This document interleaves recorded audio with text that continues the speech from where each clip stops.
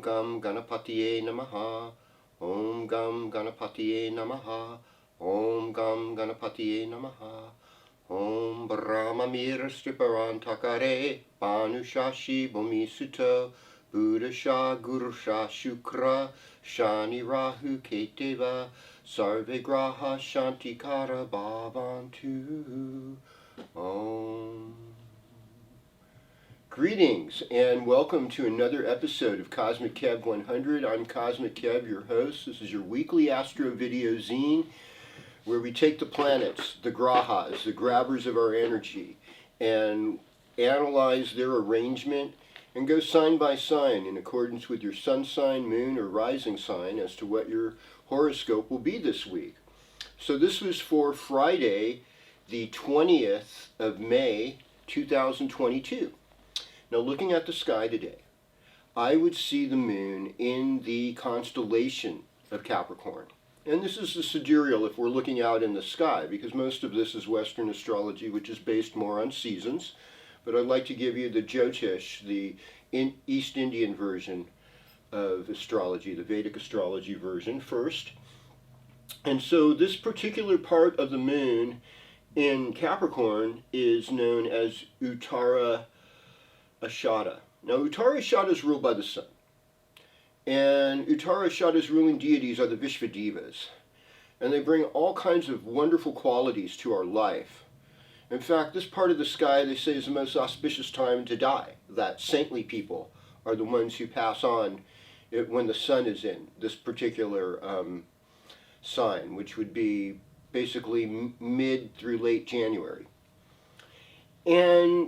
But, you know, here it is, the moon is in this particular sign. And this particular, rather, nakshatra, or lunar mansion, as we would call it. And it helps us get our executive purpose. Now, the moon is waning right now. You know, the moon is shrinking. Last weekend, we had that big eclipse in Scorpio, Taurus, and both systems. It's a life-giving, creative experience that we have. And now we're moving towards something different.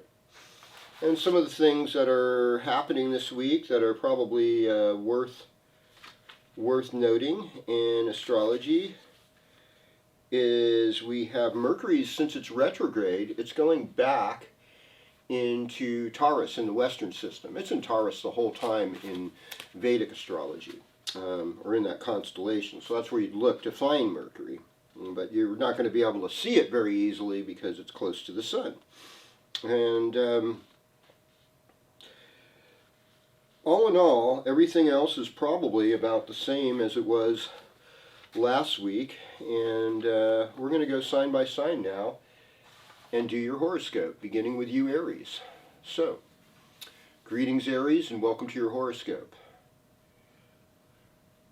Taurus is in your second house, and today at a little after 6 p.m., the sun moves into the seasonal sign of Gemini in tropical astrology. So there's been a little bit of a shift here. We're going now into a place where I communicate is a key phrase of Gemini. And so, oh yeah, this is really odd. You're right. Aries should be right over here on this side. Okay, now I get it, because we want that sun to be in the third house. A little dyslexic reading there for you folks, but that's okay. Now you understand that. The third house is about siblings. The third house is about your environment. The third house is considered to be the library of the zodiac. This is where we get information. This is where we get communication. This is where we learn to work with our hands. And so, consequently, this is one of the most creative and artistic houses in the zodiac. The other thing about it is the third house is a place where Mars gets exalted. So let's say you're in Aries and happen to have Mars in Aries. Well, I mean, rather Mars in Gemini. Then you've got an exalted Mars in the sense, not, well, I wouldn't say exalted because Mars is exalted in Capricorn, but you have a Mars that is a karaka, or is very well activated by the third house. I'm thinking, how does Mars relate to art and the third house? Well, this is how. It is. It takes courage to put your creativity out there. When we're being creative as artists, we're showing a sense of vulnerability. And we have to throw caution to the wind in order to use our creative expression. And, you know, everyone's an art critic, but let me tell you something. Before you criticize, realize what it takes to do something. It's much easier to criticize something than it is actually to produce something. So I'm hoping that you're able to produce. The other thing is siblings.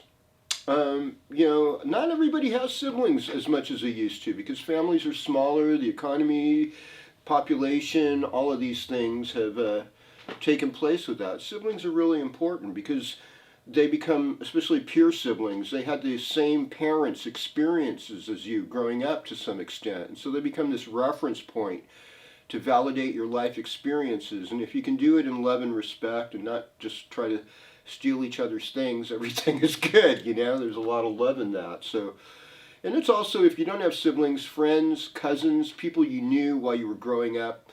Some traditional Western astrologers relate this to elementary school. Some now in the more modern world, we say it's up through high school or even undergrad. But this is where we learn things. So you're in for a treat this week as we're learning more things.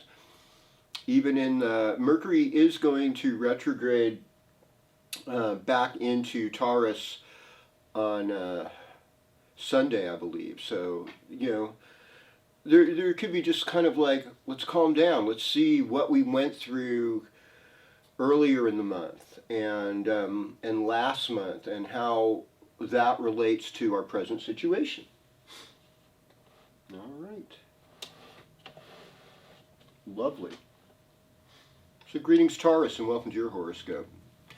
You know, in Taurus are key phrases I have. But it's also about how we stabilize our lives. How we put in a place of satisfaction. What gives us satisfaction? What do we feel is good and solid? You know, when we think of Venus in Taurus, you know, Venus is satisfied in Taurus. It's a slow sensuality. It's like enjoying a 7-course meal where every single thing is lovely. It's having your garden that you worked on so hard in March and April bloom now with flowers or fruit or vegetables coming on. And so this is part of our experience this week. Now, seeing that we have Moon in Aquarius. Aquarius for Taurus, of course, is the midheaven. That's career approach. So, you know, today and tomorrow we'll be focusing a lot on where we fit in the public, what kind of services we offer people that are really needed. And since Mars is about, you know, is going to move into Aries too as well, you know, we want to think about what our karma is with physicality, our karma with aggression. What is the best thing you can do when Mars is in the 12th house? Probably pray or dance. So I would encourage dancing, and I encourage spiritual activity, you know. And what's the one thing that gets all of that together? Sufi dancing. So I, you know, do a little research about the Sufi mysticism. I know Russell Brand likes that stuff. I definitely appreciate it. It's a very simple wisdom, and it's a very universal concepts of God that, you know, not only apply to people that are Muslim, but also Christians and Jews, and maybe even people that don't believe in God necessarily can see the good qualities of this. So all in all, I would say, since, you know, we're getting out of your own season today, we're getting into the second house. That's your voice, that's what you eat. That would be what I would be looking at, you know, because we want to communicate in good ways, and we also want to eat the right things that fuel a healthier life. Oh. Hello, Gemini, and welcome to your horoscope. And welcome, you know, if you're having a birthday today, tomorrow, or this week, I just want to wish you all happy birthdays. And there's a sense of renewal. I read a book on Christian astrology once, and they had every sign of the zodiac as like sort of this aspect of Christ. And one of the things they talked about in Gemini was Christ the victor. And I thought to myself, why is that? Well, because, Gemini in Western astrology is the last place where the sun is growing, and it's growing its brightest. Now, here in the northern hemisphere, especially in Chico, it's relatively close to 40 degrees north latitude, we have a very dramatic difference between summer and winter. If you're over in like Vancouver, British Columbia, or you're in Northern Europe or the British Isles, you'll see even a greater difference between summer and winter with that light. If you're over in Hawaii or Mexico, Central America, or by the equator, there's really not that much difference. I mean, northern Mexico there is, but and so this quality of the light coming on and this return of a grand sun, it's so encouraging. It's so positive. Now, Mercury's retrograde. Okay, so people who have rising sign in Gemini, Mercury ruled rising sign, you want to think about this, and part of it is our karma. And so since Mercury's going back into Taurus this week, it's like where there might be some losses, and so I think everything is go slow, think about it, don't be impulsive. And when we lose something, it makes space for something new. And greetings, Cancer, and welcome to your horoscope. Cancer, fourth sign of the zodiac, ruled by the moon. So the moon is in the 8th house for today and tomorrow. 8th house is, other people's stuff, other people's business. We don't have a lot of control over what happens in the 8th house. The 8th house can be unjust rewards. But it's also stuff like on the natural scale, sexual attraction. Sex is ruled by the 8th house. Death, leaving, sometimes you got to go. Death is ruled by the 8th house. Birth, in some ways, birth is also ruled by the 8th house. These are things in our Western culture over the last 100 years or so, we've done very much to hide them from people. In the old days, people would see other people die. In the old days, people would see people giving birth. Now, people have always been, for the most part, fairly private about sexual activity, outside of, eyes wide shut, Illuminati rituals and whatnot, and I guess the porn industry, but really it is, life in itself is sacred. Every act of life is sacred. Now, since the sun's transiting through your 12th house right now, the thing to keep aware is that this is a time where you might be experiencing losses or your own undoing. But this is also a time that if you decide to go on a spiritual retreat or to an ashram or monastery or temple, you're going to get great benefits. So it's like, this is a time to, cool your jets, hold back a little bit, because something good is going to happen in the future.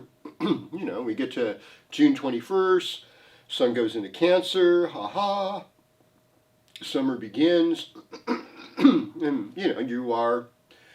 Cancer is basically the queen of the zodiac, it is the sign of the Divine Mother.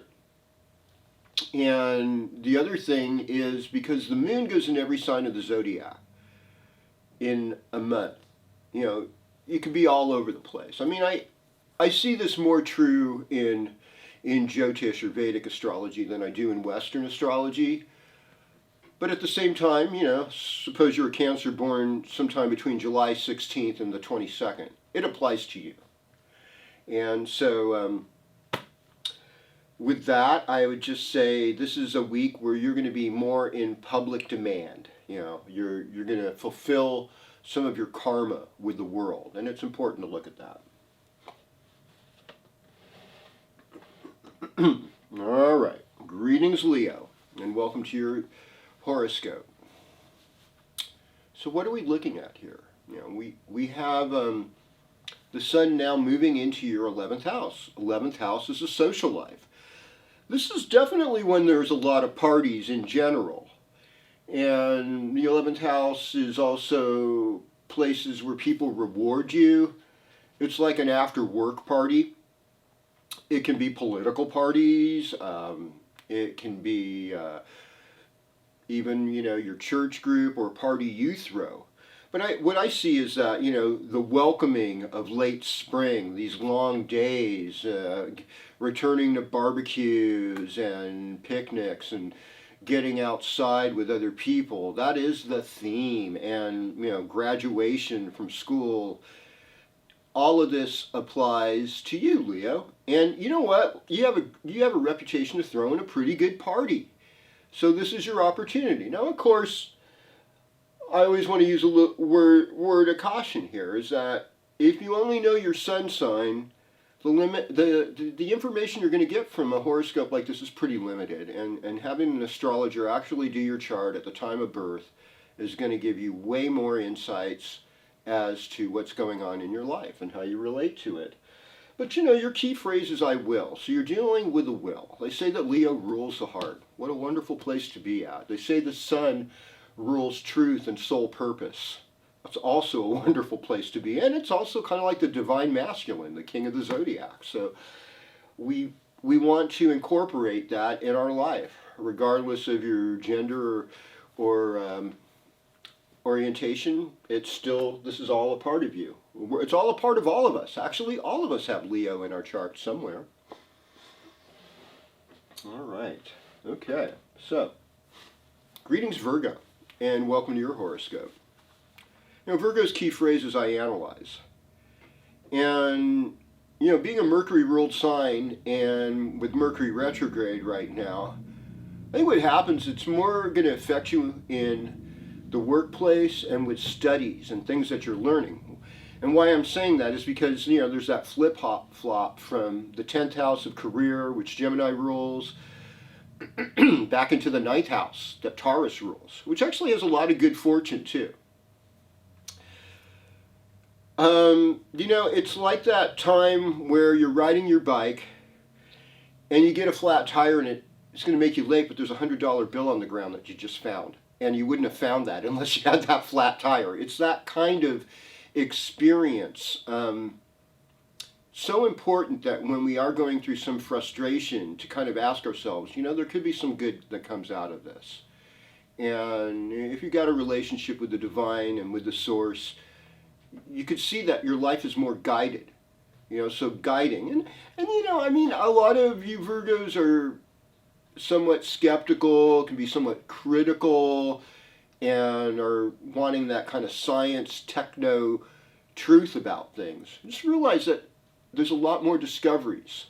In the words of Albert Einstein, imagination is more important than logic. So you want to honor your imagination as we go through this thing. And you may have more responsibility during the Gemini transit over the next 4.5 weeks, something to consider. And that because you are a Mercury ruled sign and Mercury's retrograde this week too, there's some really good awarenesses you have. You see, whenever a planet's retrograde, it's actually slowing down. And so it gives us more of a chance to understand what it's doing. Okay. And we're heading into Libra. Yes. Greetings, Libra, and welcome to your horoscope this week. So, you're Venus ruled, and Venus has been in Aries, and it'll continue to be there till the end of the month. And at that time, it goes into Taurus. And that'll be exciting because at that point, Venus will be in own sign. But let's talk about Venus in Aries. It works really well for you as a Libra because it's in your 7th house. And so the 7th house is our marriage. It is our relationship. It's also a place where we have contracts with other people. It's 10 houses away from the 10th house. So a lot of times career things happen. Part of the contracts and agreements can be in a business relationship. We see this in different, there's famous alliances that people have with each other. Libra loves that. It's a balance. It keeps you in check having other people in your life. Now, here's the deal with Venus and Aries. It's about self-love. Self-love is kind of weird because it's like, where does true self-esteem begin and where does narcissism take over? I think I'd have to say there's a little bit of a gray area in that. Aries really wants to appeal to the self. It's an essentially extremely masculine energy because it's fire and it's ruled by Mars. So Aries and Leo being, in that sense, being considered the more macho, masculine signs. And I think it's even easier to see this in the sidereal Vedic zodiac. You'll see this kind of action take place more if you start researching that. So, here we are, we're starting out with Moon in Aquarius this weekend, which is great because this is the 5th house for Libra. This is a place of your children, this is a place of your heart, this is where you want to practice your creative expression. And, this could be a lovely romantic weekend in a lot of ways. And so I'd encourage you just to be open to that. And as we move through the week, since Gemini is your 9th house, this is higher learning, higher teaching, spiritual values, foreign languages, foreign travel, just opening your mind as you're opening your heart. That could be like your mantra this week. I am opening my mind while I am opening my heart. Isn't that lovely? Mm-hmm. Well, greetings, Scorpio, and welcome to your horoscope. So Gemini is the 8th house. The 8th house is in a lot of ways like Scorpio. And one thing is that Gemini is 8 houses away from the 8th house when you put Aries as an ascendant. So, and I've heard from some people that they said that Scorpio and Gemini are the 2 signs they have the hardest times with. I've heard people say that. And in the astrology world, people tend to, talk more about Aries or Pisces as having a difficult time. Well, they're flaky dreamers that are not specific, Pisces, or they're super selfish, Aries. There's always people that have gripes about any sign of the zodiac.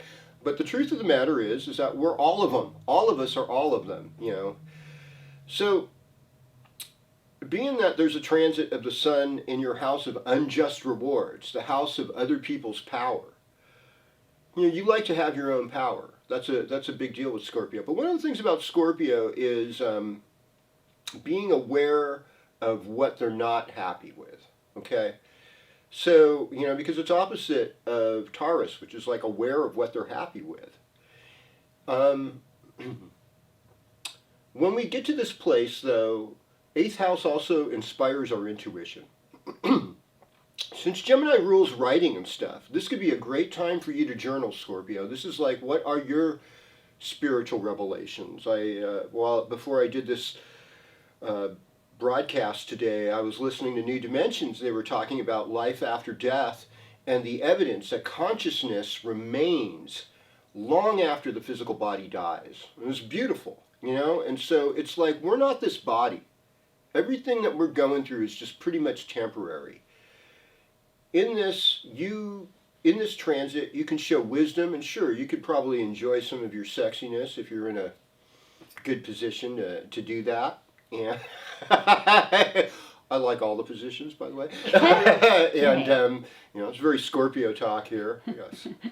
My confessions is I have a stellium of Scorpio in the 3rd house, so, Gemini time for Scorpio. God, this is so me in the Western Zodiac. I love it. And I think just explore with an open mind and an open heart. And also the 8th house is where other people can help you a lot and be open to other people's help. Okay, so greetings, Sagittarius. Welcome to your horoscope.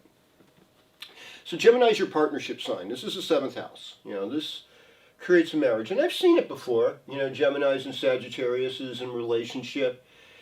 It can work. There's definitely a difference with that. In Sagittarius, we're kind of going into the darkness, where in Gemini, we're just going into the light. let's not make any judgments on that necessarily, And darkness is an important quality of life. It's a release. It allows us rest. It allows recuperation. And at the end of the Sagittarius and the Western Zodiac is where all the secrets of Zodiac are held anyhow. It's that center of the Milky Way galaxy, if you get my drift. There's some deep wisdom here that we want to be picking up on. Jupiter. So Jupiter is in Aries. Who does best with Jupiter in Aries? Sagittarius.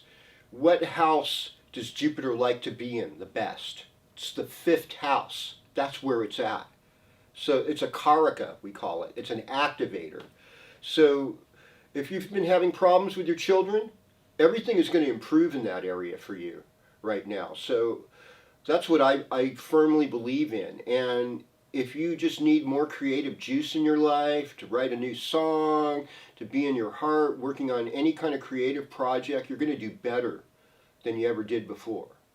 So that's what I would be focusing on this week and as we go through the next few weeks.